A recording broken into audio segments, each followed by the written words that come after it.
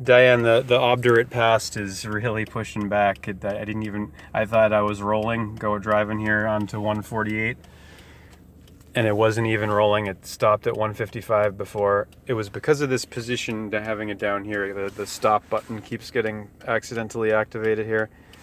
So while it is frustrating that everything I just said, driving here to get to here, I'm already on 140. I just pulled off. I don't want to be sitting here too long, so I don't want to look suspicious, so-called. So I'm going to put you up top now, and I'm not going to talk. I'm going to change. I'm just going to let you come along for the ride up Time Traveler Road, and we'll see what happens, okay? The flux capacitor is at 37% here, so it's plugged in, but I can't get it at an angle now where it's going to be getting the juice, so we're just going to have to go for it, and see what happens. I'll pull off at some point to show you some of the sights here, but I'm going to put you up here, unplug this, because I can't get it up there and while it's plugged in. So I'm going to put you up here, okay, Diane, and hope that you just keep recording. Make sure. I'll show, we'll see. If it does, it does. Doesn't. Oh, that coffee is good. I'm going to stop talking now.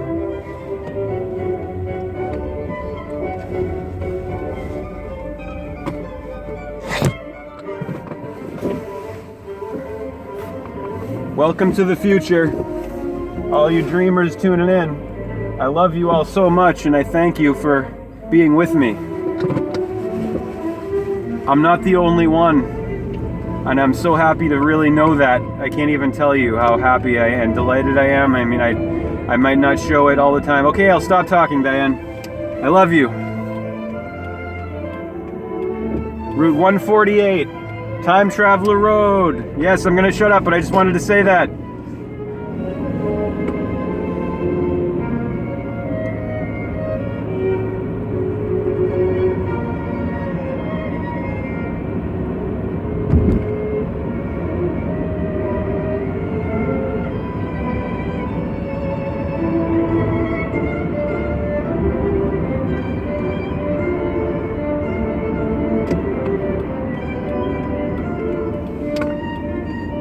I'm just pulling here for a second, Dan, because I want to see if maybe I can position you upright so that you get a better view of the road. If I do this, I wonder if I do this it'll be better, if it'll work. I hope you'll stay like that. Flux capacitor. Yeah, now I know why David was putting all that, what he was on about with making the lists, making the, the fucking,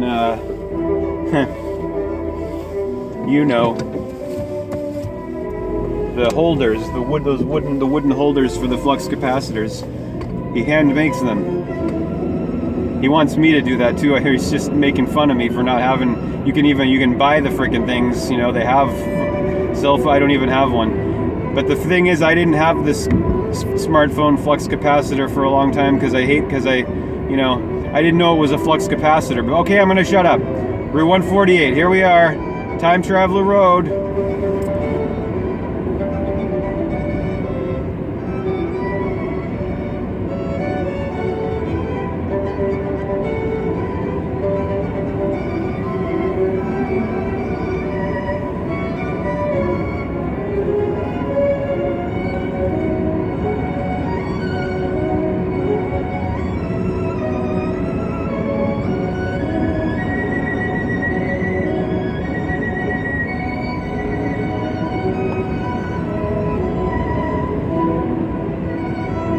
We will be passing Tantasqua High School.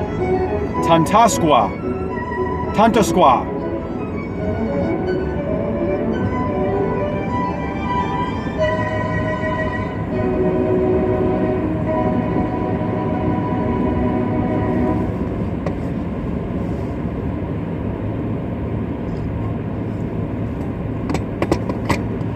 We're listening to WCFR 88.5 MHZ, megahertz. Not gigawatts, megahertz. Although I need 1.21 gigawatts of electricity.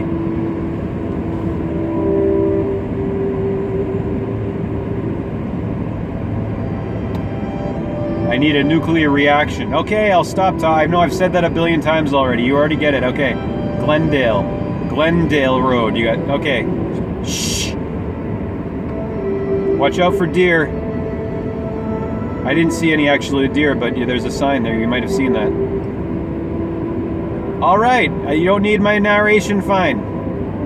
Jeez. Birds are talking. All right, I gotta slow down passing Tantasco, the school zone here. 20 miles per hour speed limit. One time we got pulled over in Santa Fe when we first moved there for going too fast in a school zone, and we were told that by the Santa Fe policeman. He said, "We're very diligent about our school zones." They may be very diligent here too, and school is in. So I'm gonna go 20, a little over maybe, but I'm not gonna play any games. I don't need to be pulled over, Dana. I mean, if I show them my Blue Rose Task Force card, I'll be able to move right along probably, but you know, I will be, because I have no criminal record. I'm not a criminal. I've never done bad things. I've never done good things. I've never done anything out of the blue. Whoa.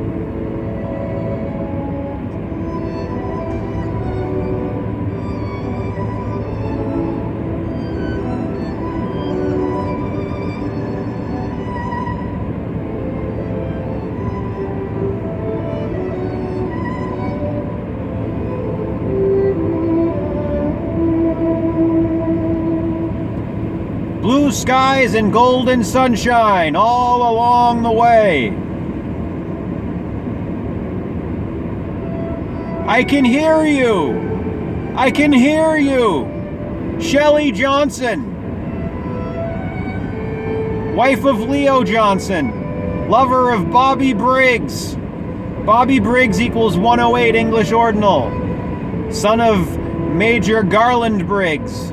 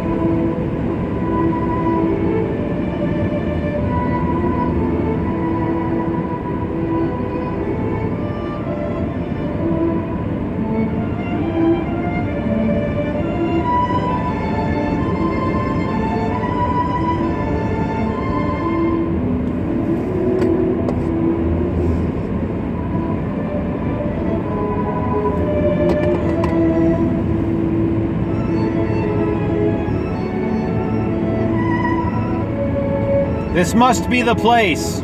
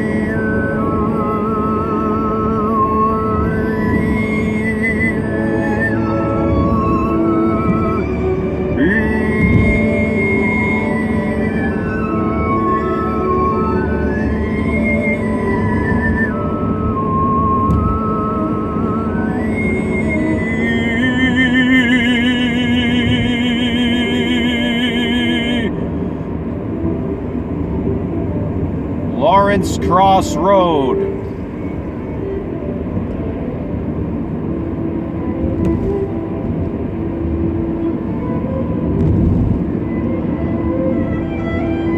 Lake Road, North 148, River Mist Farm.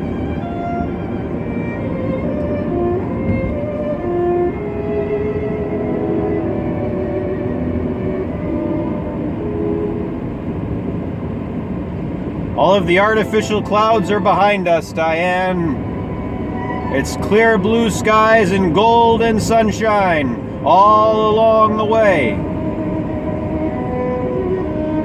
We're gonna pull over here and do this little walk. Do not enter, it says. Do I enter over here? Entrance is past on this side. But there's a, it looks like you can't park here, so we're gonna have to keep going. I'm gonna turn around if I can and go back and go in where it says do not enter and see if I can park there and take the little walk. Because this is a perfect place to stop, actually, Diane. How about we just park here? No parking either side, Diane. What is this? You can park down here? Yes. You can park here. I can hear you. Oh, now we can see the geoengineering in the sky very blatantly, Dana. So it says boat access parking lot at Mill Street lot. No parking, loading and unloading area, no parking towaway zone. Well, I'm just gonna get out here for a second anyway. We're not gonna stay here very long, Dana. I hope you're still recording, Flux Capacitor. Oh, you are, how good. And we'll begin reading this. We'll go out here and start reading The Prince and the Pauper. Or actually, we'll leave this in the car. We'll come back in the car and start reading that from here. If someone comes to tell us to move here along the blue trail, well, we'll just move, right? Yeah. Turn the car off.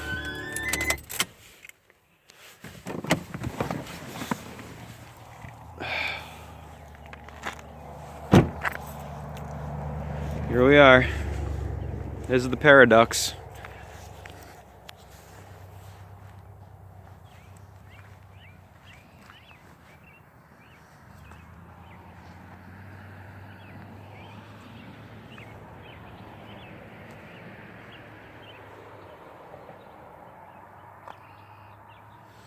And there's the artificial clouds that were scheduled for today for solar radiation management to deflect solar radiation, and you can see them reflected in the water over here. The streaks of poisonous, toxic, man-made clouds. You see that line right there? Chemtrails is not the term it would behoove us to stop using the word chemtrails, because that's a term that came out of the Black Lodge in order to confuse and divide the public. It's probably the frickin' power company calling. I changed bank accounts, so the auto pay shit. I don't even think I had auto pay with them anyway, but the National Grid, the power company, Dana. You'll notice the Paradox dispersed pretty quickly when I arrived, because they don't like people. They're afraid of people. Most of history, right? A person would take out a shotgun and mow one of them down for dinner. They remember all that. It's not like it's in the code of life now. It's in the memory field. We've if we want redemption as human, we gotta atone. We gotta at one and acknowledge this, what's being done in the sky. Like Henry David Thoreau said, hopefully man never gets into the skies, because he'll trash them like he's trashed Earth. Look at that, it's just a mattress sitting there. For how long, who knows? Neglect, Diane. It's man has neglected his nest and the welfare of his nest his responsibility. Man has always been the caretaker. I've always been the caretaker. Yes, this is The Shining. This is where it came from. This is where the Sun King got it. Because he shines. He's a dreamer. And all the dreamers are with me right now, seeing this. In various temporal junctures. At various temporal junctures, not just in 2022. Understand that when you're watching this, please. You don't have to... It sounds unbelievable. I know most won't believe me. And I'm still waiting for a call. I mean, it's not... It's probably... I'm not going to talk about it anymore. I'm not going to talk about it at all. You gotta have some of this when you drink coffee, because otherwise your kidneys will get fucked up. I've experienced that. But I was drinking when that happened in 2020. On 2/11/2020, we'll never forget that day, will we, Diane? Exactly a month before the scamdemic was declared on 3/11, on the 11/3 election year. It was all political, so, of course, the invisible enemy. So, I was drinking not just coffee at that point. I was going to the goddamn Bezos groceries and getting my getting espresso added in. I was having what's called a red eye every morning. I was getting the already strong coffee there with an espresso shot. So it's no surprise, it's a big shocker. I end up getting a kidney stone for the first time in my life. And the last time, I'll have you know, because never again am I drinking red eyes. And I'm always now making sure that I drink water with the coffee. Not necessarily like right away or anything, but, you know. The Prince and the Pauper by Mark Twain. How much time we got left here on the flux capacitor? Plenty of time, not a lot of juice, however, Diane. So we're not going to do too much right now. We got a big rock show scheduled for later on. I'm going to stop calling it karaoke because it's not. It's more than that, and it's less too. And it's too, calling it that, okay, here we go. Introduction, The Prince and the Pauper, Twain's greatest novel. If you ask most readers or critics to name Mark Twain's finest novel, they would choose The Adventures of Huckleberry Finn, 1885. Where I am a blacksmith. When I am a blacksmith, I should say. Indeed, many critics laud Huckleberry Finn as the greatest American novel ever written. It seems Twain himself, however, might have been of a different opinion. It was The Prince and the Pauper, 1882, that he enjoyed most. In a letter to his friend and contemporary William Dean Howells about his progress in writing The Prince and the Pauper, Twain wrote, I take so much pleasure in my story that I am loath to hurry, not wanting to get it done.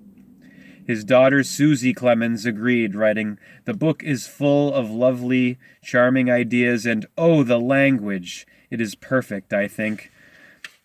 So, how is it that Twain, the man Ernest Hemingway credited as the father of the modern American novel, a writer widely regarded as the quintessential American author, considered a historical romance set in Tudor England to be among his finest work? Perhaps the answer lies in the appeal of the story's narrative. Two boys from opposite stations in life, one a prince, the other poor. And here we're gonna get the origin of Trading Places, or we're gonna think about that movie. Now listen to this. Two boys from opposite stations in life, one a prince, the other poor, switch places and literally walk in each other's shoes.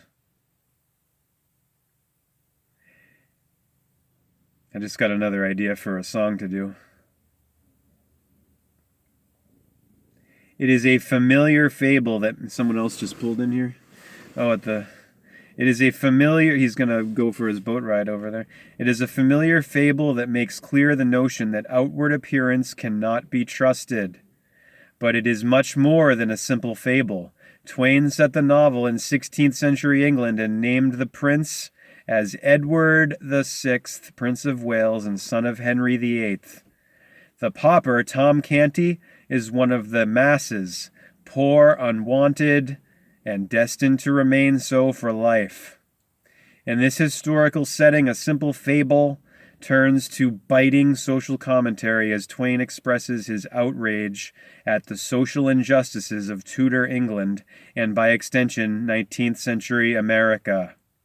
The Prince and the Pauper is also an effective and affecting coming-of-age tale written by an author intimately acquainted with both the depths of obscurity and poverty and the heights of fame and wealth. Twain read extensively as he prepared to write The Prince and the Pauper. A master of dialect, he wanted the parlance of 16th century England, from where he is in 19th century England, to be fluid on the page. It is also his most carefully plotted novel. For Twain, The Prince and the Pauper was a foray into uncharted waters, a test and testament of his versatility as a writer. Although the signature wit and the satiric eye that made him famous are evident throughout the novel, The Prince and the Pauper stands out in Twain's writing as a work with a decidedly different sensibility, full of hope and adventure, heroes and villains. The Prince and the Pauper has enchanted its intended audience, the quote-unquote young people of all ages mentioned in the book's subtitle, for more than a century. Let's get back on the road, Diane. We got more to see. More of, before the flux capacitor runs out here, we got more of Route 148 to cover here. The Time Traveler Road. Yes, the Time Traveler, Diane. Ripley's Believe It or Not. Now you know where that came from, that title. Welcome to the Origin.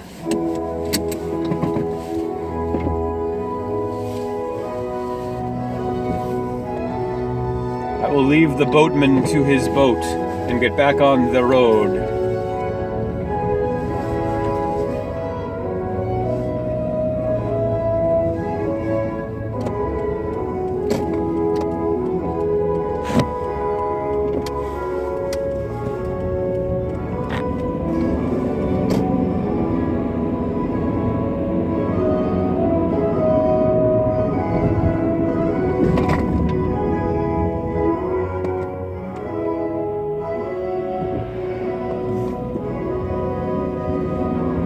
I had the right of way there, Diane.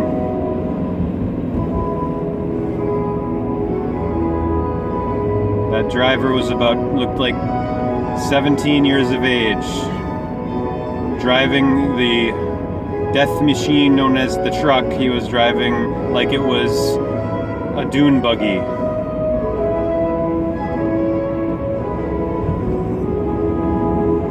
Reckless youth.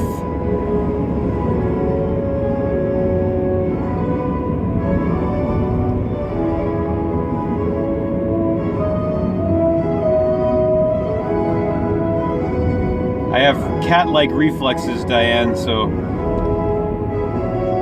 don't worry, don't feel uncomfortable. Like, you know, like there's an accident looming up around the corner, because that is not the case, I assure you. It's gonna be smooth sailing. We got this.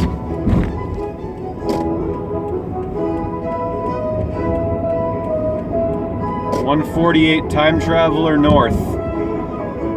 The Great Northern.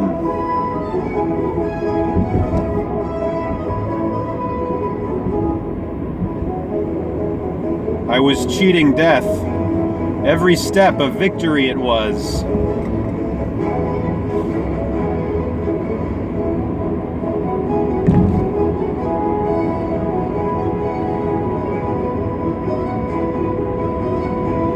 Marty, don't stand there!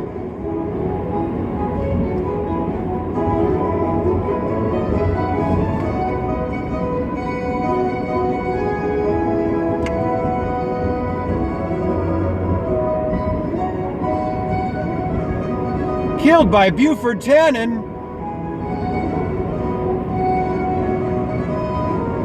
How many dollars was it a matter of? In 1885?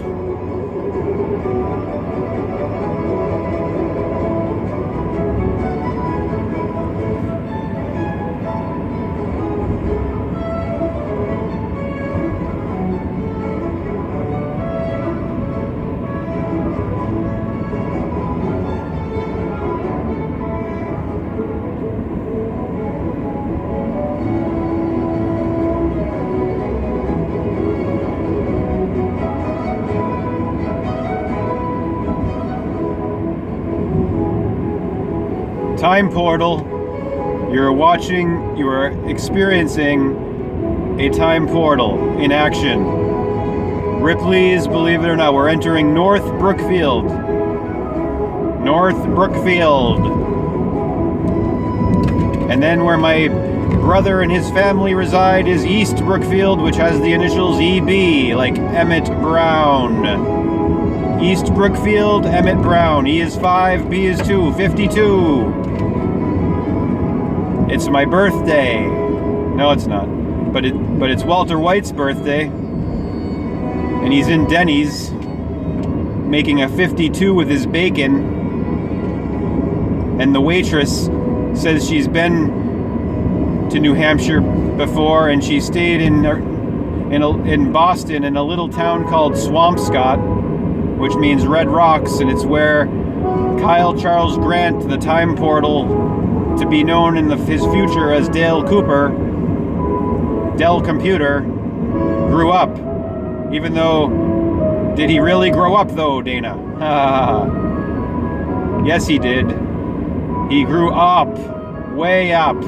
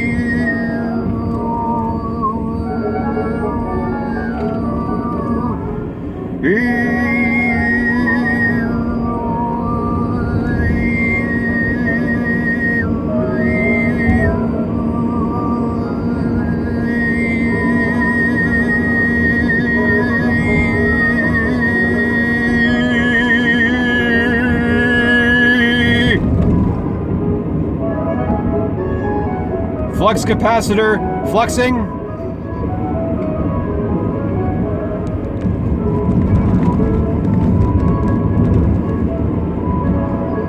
We're going to North Brookfield.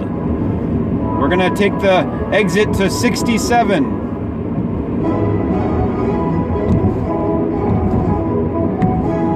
Actually, no, not yet. Well, yes, we are. Yes, we're going to 67. We're going to North Brookfield to bring our recycling that we have in the trunk. Some of it, I still have a lot more that I've collected, and I will be bringing it to Pete Martell's, who has recycling. There's no recycling where I am in Charlton, but there is at Pete Martell's here in North Brookfield.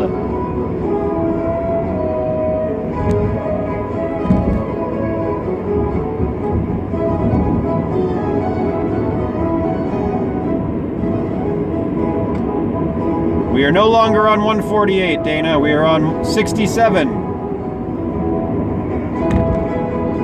And we're gonna turn left onto Bates Street, which leads to Pete Martell's. Oh, you know, you flew down onto the... Oh, Dana, I'm sorry. Flux capacitor has been dislocated. It's been dislodged. It's okay, we're almost there. Are you still rolling? Can you hear me? I'm gonna pull over. Actually, I'll just go right to Pete Martell's. I'm gonna pull over right here and finish this video, and then we'll go to Pete Martell. I have to send a text message to Pete Martell telling him I'm heading over so I can say hi to him for a little while.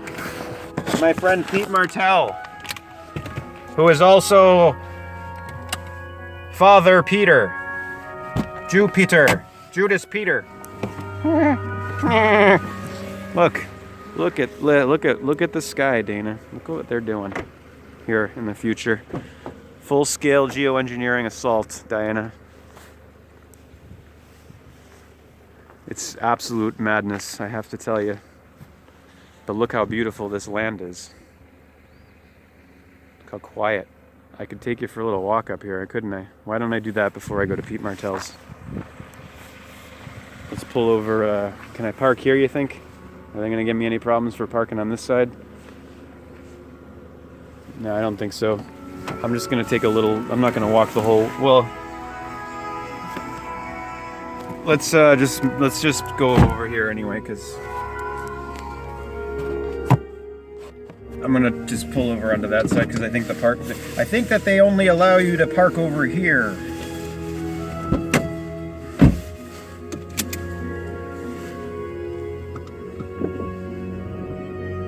Please don't fall down, flux capacitor.